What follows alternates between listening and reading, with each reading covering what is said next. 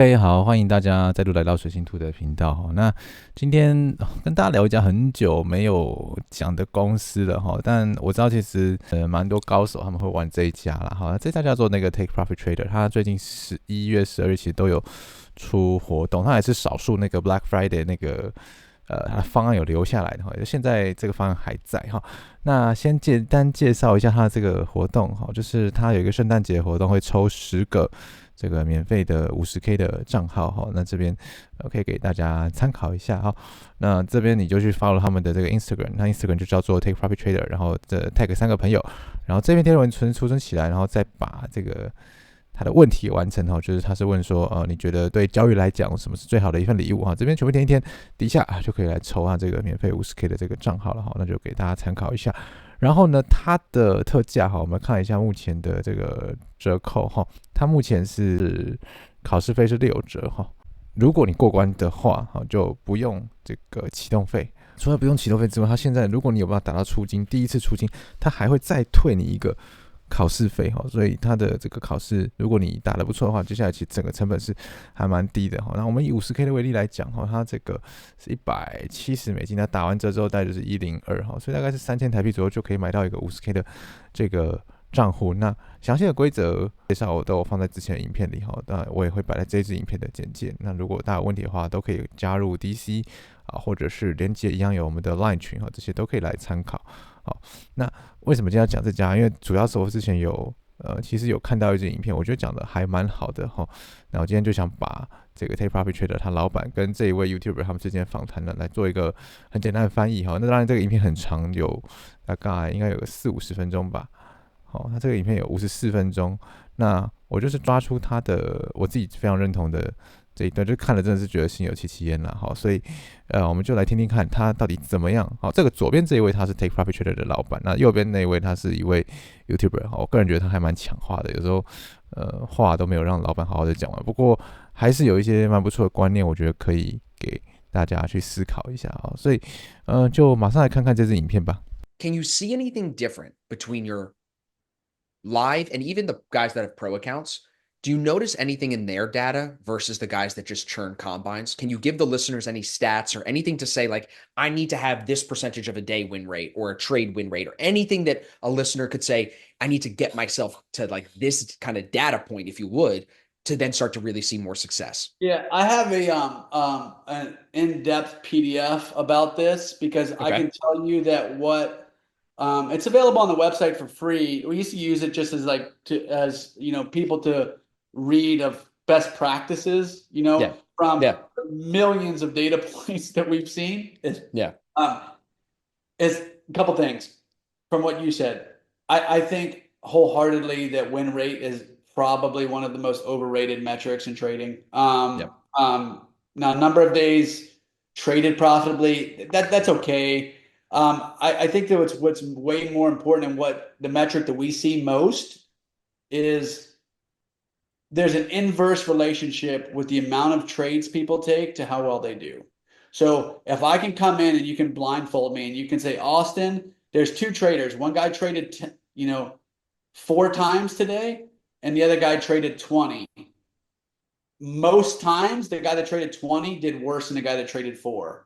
Right. Because, and the reason I say this is because from when I started in 2010 or 2012, you used to be able to make money on the smaller time frames a lot easier than you can now. I think that space, as technology has gotten better, Bookmap, things like this, it's dominated by the order flow junkies, algorithms, and stuff like that. So I think it's harder to make money on the smaller time frame. So what we generally see, in general, because there's always an exception to the rule, the problem is everybody thinks they're that exception, right? So I just say these in general rules is the more somebody trades, the less likely they are to do well.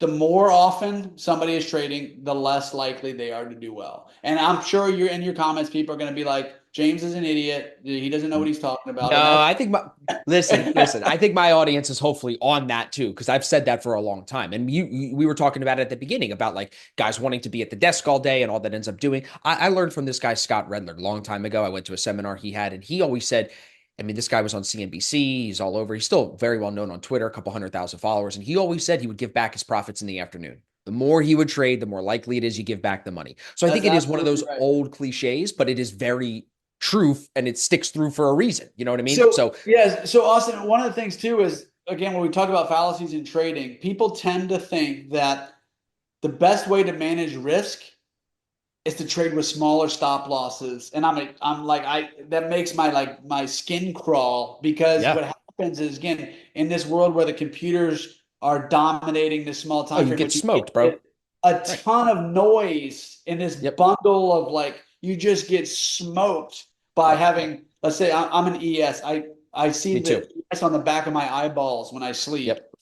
Is when you would trade the ES and you have a 1 point stop or a 6 stop, you just get crushed in the noise. So what I found is, at the end of the day, the market did exactly what I thought it was going to do, and I got smoked somehow.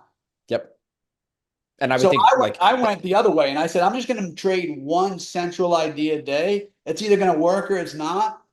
But I'm not going to get caught up in the noise. In 40 trades up and down, right? Exactly. I mean, because of what we do with that group that I work, the mentorship group we track all of our trades. We document a lot of that. We have a lot of discussions about what is working for the guys that are getting payouts and what's not.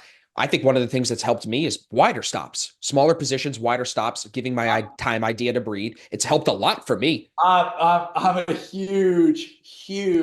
I'm in that boat with you. I used to trade the ES when I started with 2 point stops.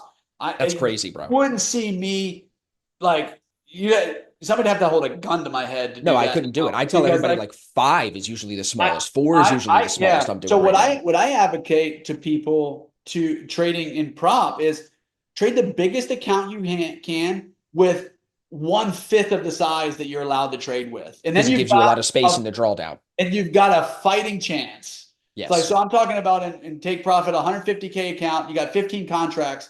If you're trading 5 contracts at any time, just stop. Just stop now and just, don't do it. Just don't do it. So the reason that I say the biggest account is not because it's the most money. It's because it allows you to trade really small size compared to the amount that you can trade. So then you can have wider stops. Okay. And let your ideas breathe. You can trade the context of the market. And this is what I used to teach traders. The problem is I can tell them, but you have to burn your hand. It's like your grandmother telling you, don't put your hand on the stove. Okay, that's trading, bro. There and burn yourself before you got to let them burn it. They need a callus. You got to have a callus. So everybody's got to get burned. It's just a threshold of how many times do you need to get burned. Everybody's different. Sometimes the guys are stubborn. They need to get burned 1,000,000 times. I have a couple of girls. The girls seem to pick it up faster than the guys. Girls are the best. The girls are the best because they're so, they're more in charge of their emotions. I think in trading, it's less greedy too. We're greedy, bro. And like you just said, you and me would get along well, James. I'm telling you, bro. I got my Hard Rock app, bro. I hit my biggest parlay. I had a nice 3-leg at plus 1100, 1156. Hit my first big one, dude. So I'm like you. I'm greedy, and it comes out of my trading sometimes, and I'm fighting that every day. But girls, they just don't seem to have that extra little degeneracy that we have. I'm gonna say too, Austin. I'm not here to stand on a soapbox. I still do the things that I'm telling you not to do. Dude, I said it on a Friday 2 weeks ago, what not to do, and I went and fucking did it myself that same day.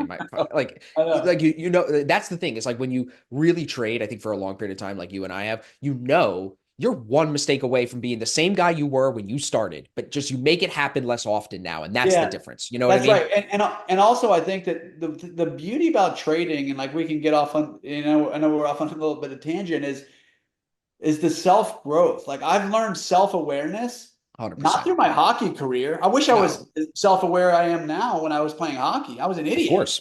Right? But I know that I'm an addict with this stuff. So you put the screen in front of me, you've got to physically take me away from it and handcuff me, even though I know it's not good for me. It's not good for me to I know, dude. I know exactly what you're saying.